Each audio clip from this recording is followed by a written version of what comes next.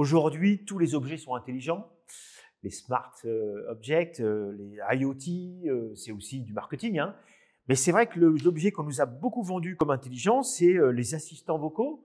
Alors que ce soit chez Amazon, Google, et tout le monde en fait. Hein, alors que souvent, finalement, ça se résume à faire par la voix, ce qui est quand même plus intéressant que de regarder son téléphone pour regarder la météo, quel temps il fait, on nous répond, mais simplement, finalement, c'est une connexion à un serveur météo. C'est-à-dire qu'on met parfois beaucoup d'intelligence où il n'y en a pas forcément. Oui, alors, encore une fois, le fait qu'on puisse reconnaître la parole, moi, je suis admiratif. Voilà. Oui, c'est quand même ça, c'est de l'IA. C'est quand même ça, c'est de l'IA. Reconnaître, interpréter des ondes vocales pour en comprendre très généralement, dans la grande majorité des cas, le fond de la question et pour aller chercher la bonne réponse. Voilà. Après, c'est vrai que voilà. Donc moi, je suis un grand. En fait, c'est dans l'entrée qu'il y a plus d'IA. Exactement. Comme je le disais tout à l'heure, dans la boucle perception, décision, action, c'est dans la perception qu'il y a le plus d'intelligence. Après, en effet, une fois que vous avez extrait la question, bon, Google, il y a beaucoup dans le moteur de recherche, il y a aussi beaucoup d'intelligence. Hein. Quand vous posez une question, eh ben, il sait exactement.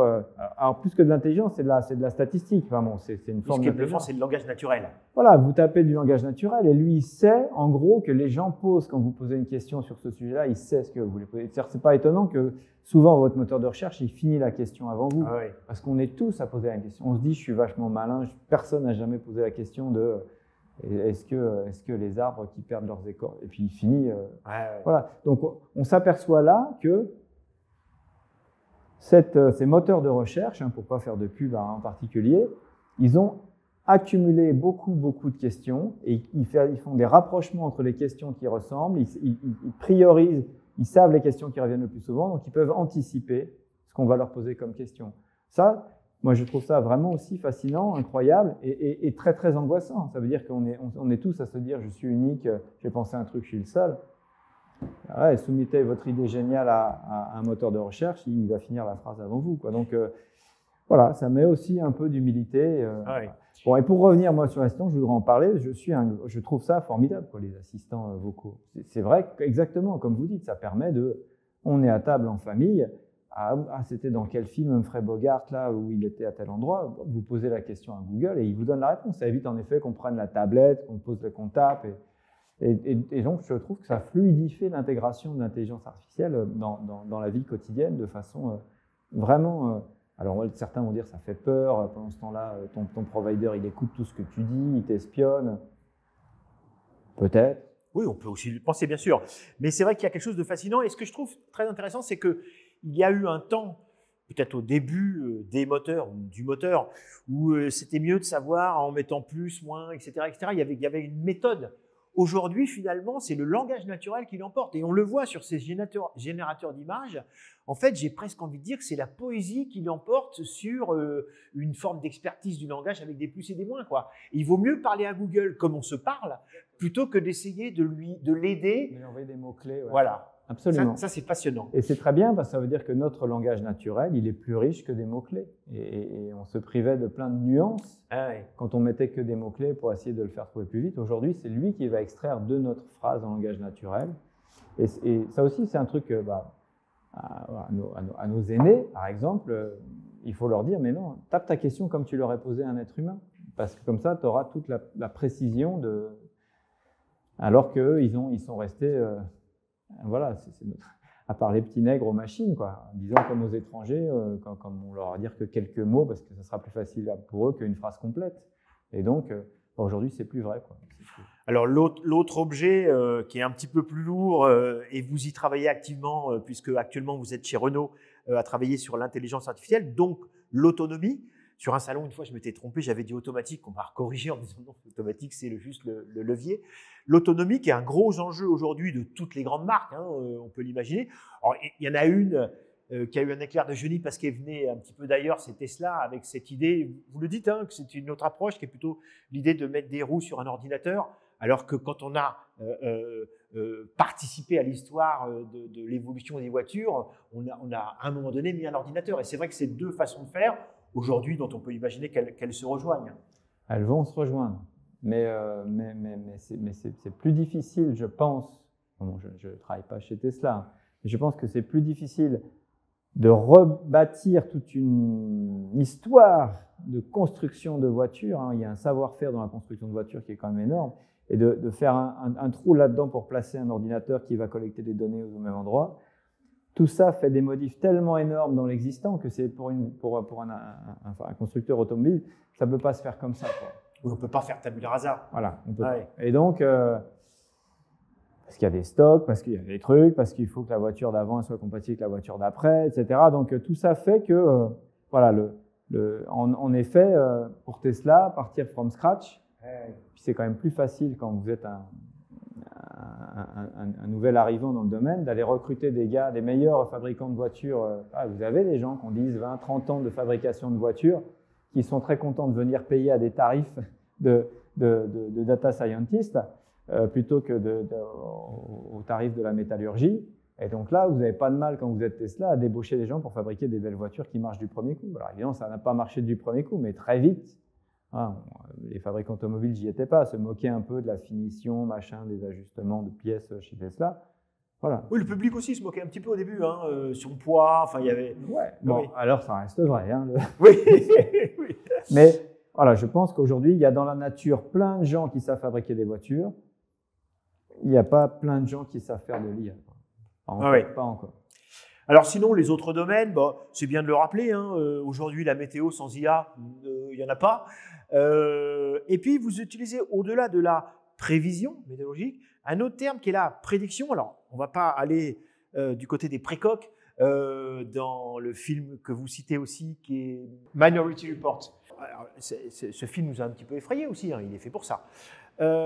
L'idée qu'il puisse y avoir de la prédiction dans la justice, c'est pas, évidemment, comme dans la police, c'est pas dire toi tu vas commettre un meurtre, mais c'est plutôt fort de données, pouvoir aider un petit peu le juge à la décision, c'est ça? Ouais. Là, je dirais, c'est plus un problème de statistique qu'un problème d'intelligence artificielle. Oui. Statistiquement, c'est vrai que certains profils, voilà, si on s'appuie que sur des statistiques, certains profils, on peut penser qu'ils vont récidiver. En fait, un système était très connu pour ça. Il s'est proposé, en étudiant le dossier d'un délinquant, voir s'il avait des chances de récidive ou pas, des risques de récidive. Et en fait, il y a un exemple qui est très connu où voilà, on voit une personne de couleur, mère de famille, qui a volé, je sais pas quoi, mettons des produits pour bébé dans un supermarché, mais sinon qui a zéro passé et tout.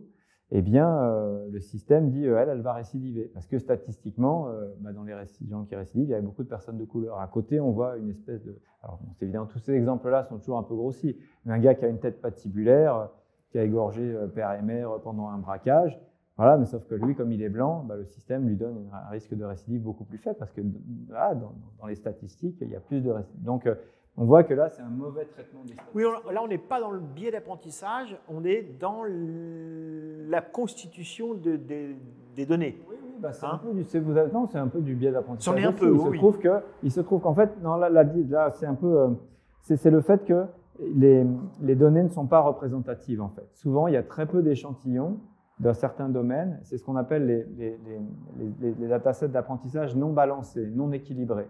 Et donc, on a beaucoup plus d'exemples d'un cas que d'un autre. Et du coup, dans les décisions, ça va compliquer et ça peut… Voilà. Donc, cette idée de prédire les risques de récidive, voilà, c'est quand vous lisez des statistiques, voilà, si on vous dit il y a beaucoup plus de récidives chez les portoricains, chez les minorités, chez les pauvres. Après, quand vous montrez quelqu'un, on dit voilà, ce monsieur il est pauvre, il est d'une minorité, donc il y a de fortes chances qu'il récidive. C'est affreux. Mais, oui. Après, c'est bien qu'il y ait encore un juge ou une juge qui collabore justement avec l'IA et du fait de ces possibles biais d'apprentissage. Alors, ce qui est intéressant, vous avez fait un livre, sur le coup, je n'avais pas compris pourquoi il était en diagonale comme ça, c'est parce qu'il y a un côté blanc, un côté noir. Ça, vous l'avez fait à deux. Un peu, on va dire le bien, le mal, mais les côtés positifs et négatifs.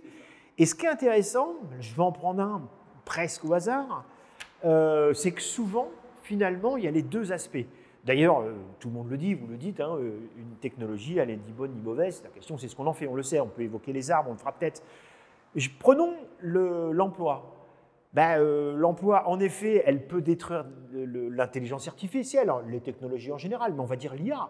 Elle peut évidemment détruire de l'emploi. Elle l'a fait en usine, hein, chez Renault, chez Michelin, chez ailleurs, mais elle crée évidemment aussi de l'emploi. Donc j'ai envie de dire, souvent, l'IA, elle est à la fois un petit peu le pharmacon, c'est-à-dire le problème et la solution. Exactement, oui. Et moi, voilà, quand vous voyez le nombre de nouveaux métiers qui arrivent autour de l'IA, c'est fascinant. Et donc, voilà, aujourd'hui, data scientist, data steward, chargé des données, chargé de la respect de la vie privée, des aspects éthiques des données, voilà, tout ça, c'est des trucs qui n'existaient pas il y a 10 ans. Et donc, autour de l'IA, annotateur de données, voilà, il y a 10 ans, les petites mains, elles fabriquaient des chaussures de sport. Aujourd'hui, elles annotent des données. Oui, ça veut dire d'ailleurs que ça touche aussi des différents niveaux d'études. Voilà. Hein. Ça, c'est intéressant. C'est pour ça qu'en effet, après, on va me dire c'est comme pour la robotique, oui, mais ça va donner du boulot que à des bacs plus 5, à des bacs plus 8.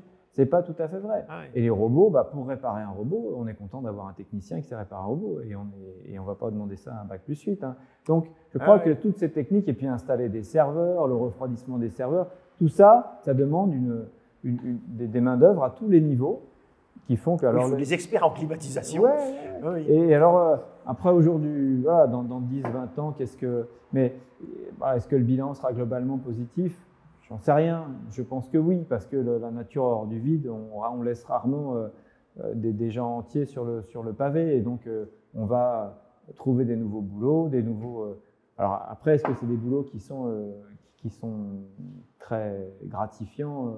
C'est pas évident. Hein, quand le jour où ce sera une machine qui dira un livreur de Deliveroo, tu as fait ci, il fait ça. D'ailleurs, je pense que c'est déjà comme ça. C'est un petit peu ce qui se passe, je crois, dans les entrepôts d'Amazon, où les gens sont un petit peu au service d'une machine. Mais vous voyez bien que ça, c'est pas super nouveau, parce que dans les temps modernes de Charlie Chaplin, voilà, Charlot, il était à la solde de la machine. C'est lui qui était là pour servir la machine et pas la machine qui le servait lui. Oui. Donc ce dosage aussi dans les usines, il faut progresser. Et c'est là où pour moi, c'est là que l'intelligence doit arriver, de faire une vraie coopération entre l'homme et la machine, plus qu'un asservissement de l'un par l'autre et que l'un ne fasse que… Bon, mais ça ne va pas se faire du jour au lendemain. Alors si on a évoqué puissance et data ou algorithmes et données, tout ça, ça doit être encadré. Alors, on l'a déjà fait dans ce MOOC, on pourrait évoquer les RGPD. Bon, ça, on sait que ça marche plutôt pas mal. C'est même devenu un exemple à l'international, même jusqu'aux États-Unis. Il y a un autre acte qui arrive. Je pense que la CNIL, j'imagine, doit y travailler, notamment dessus. C'est le Artificial Intelligence Act. Ça, c'est en train d'émerger. Hein. Ça devrait être voté sous peu. Et donc ça, c'est une démarche plutôt européenne. Comme le RGPD, d'ailleurs. Ouais. Et sur, en effet, quelles sont les bonnes pratiques pour un bon usage de l'IA. Et c'est beaucoup sur la question du respect des valeurs fondamentales européennes. Voilà, comment, et donc, le respect de la vie privée, le fait que ce ne soit pas une machine qui décide de votre futur. Voilà, les AI Act dit il y a certaines applications de l'IA qui sont interdites. Voilà, je vous interdis de faire de la reconnaissance faciale pour du classement social, pour du scoring social, c'est interdit. Comme ça, c'est clair. Donc c'est ça qu'essaye de faire cet AI Act, de dire qu'est-ce qu'on peut faire, qu'est-ce qu'on ne peut pas faire, qu'est-ce qu'il faut faire avec précaution, quel type de précaution. Voilà, et tout ça va déboucher sur des standards, je pense, qui seront des normes, des façons de développer qui permettront d'être alignés avec les recommandations de l'AI Act. Et en effet, c'est bien que… c'est bien de se rendre compte que nous, développeurs d'IA, nous avons besoin de ces repères. Alors nous participons, moi je suis sollicité pas mal pour donner mon avis sur ce qui sort de l'AI Act. Mais c'est bien de nous demander notre avis parce qu'on va dire ça c'est possible, ça c'est pas possible. Mais c'est bien aussi que ce ne soit pas nous qui décidons ça. Pas que. Voilà. Oui, ça, je trouve ça plutôt très bien d'ailleurs. Et aujourd'hui, les gens qui écrivent ça, ils sont très compétents. Alors au début, ils disaient n'importe quoi parce qu'ils ne savaient pas et donc ils se sont frottés aux experts. Ils ont assez vite intégré des experts. Ils disaient non, les gars, soyez sérieux. Et donc aujourd'hui, on converge vers des textes qui qui sont bien. Oui, et d'ailleurs, je trouve que c'est sain qu'on ne guillemets, laisse pas le développement de l'IA uniquement aux ingénieurs, même si les ingénieurs peuvent avoir une approche éthique. Mais je pense que c'est bien que ce soit un petit peu Voilà. un cercle élargi. Et puis aussi, voilà, il y a un truc qui a fait un peu de mal, je pense, à toutes ces questions-là, c'est Asimov, avec ses lois de la robotique, qui laissait entendre qu'on peut programmer une éthique dans la machine. Et donc après, on va dire, enfin, Asimov, toute son œuvre est là pour montrer que ça ne marche pas. Ouais. Mais son idée de la loi de la robotique, c'est de dire, je vais mettre des lois de base dans un robot, et après, quel que soit ce que je demande au robot, lui vérifiera quand même que ce qu'il fait, c'est bien, c'est éthique et c'est correct. Voilà. Et donc, néanmoins, même s'il a montré que ça ne marchait pas, dans la tête des gens, c'est resté. Pourquoi on ne met pas de l'éthique directe dans l'IA? Pourquoi ce n'est pas l'IA elle-même qui est éthique et qu'on ne peut pas lui dire ce qui est bien et ce qui est mal? Et vous tenez l'exemple de Robocop avec la moquette épaisse qui va faire qu'il va y avoir un dérapage. Parce qu'on ne peut pas... Déjà, expliquer à vos enfants ce qui est bien et ce qui est mal, ce n'est pas toujours facile. Mais à une machine, c'est encore plus compliqué. Donc, expliquer aux gens ce qui est bien et ce qui est mal. Bon, l'histoire est pleine de gens qui croyaient bien faire et qui ont été des monstres. Et, voilà. Donc, et dire qu'on va réussir à mettre ça dans la machine, non. Donc, derrière l'intelligence artificielle, il y aura toujours des gens. Et ce sera toujours des gens qui répondront du bon ou du mauvais fonctionnement, plutôt du mauvais fonctionnement d'une intelligence artificielle. Alors sur les problèmes et solutions, on peut aussi évidemment, vous l'avez évoqué tout à l'heure avec l'idée de ces data centers que l'on refroidit, qui consomment. À la fois, c'est très énergivore et en même temps, ça peut aussi proposer des solutions pour une meilleure gestion de l'énergie. Donc c'est aussi un petit peu des deux côtés, j'imagine, dans votre livre blanc et noir. On peut le mettre des deux côtés. Alors il y a une chose, je trouve, pardon, oui.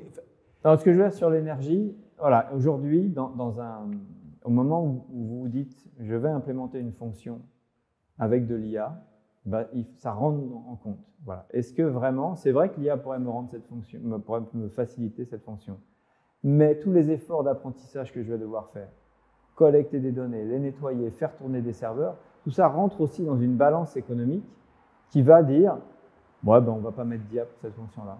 Oui, si on n'est pas obligé, ouais. C'est mieux de laisser quelqu'un ou c'est mieux d'utiliser un système qui est plus rudimentaire mais qui consomme moins et qui traite 95% des cas. Vous voyez, donc aujourd'hui, il y a quand même une prise de conscience que ce n'est pas parce que l'IA peut le faire qu'on va mettre de l'IA pour le faire. Ça, c'est bien aussi. Ah oui, y compris d'ailleurs, on peut aussi prendre en compte le bilan carbone.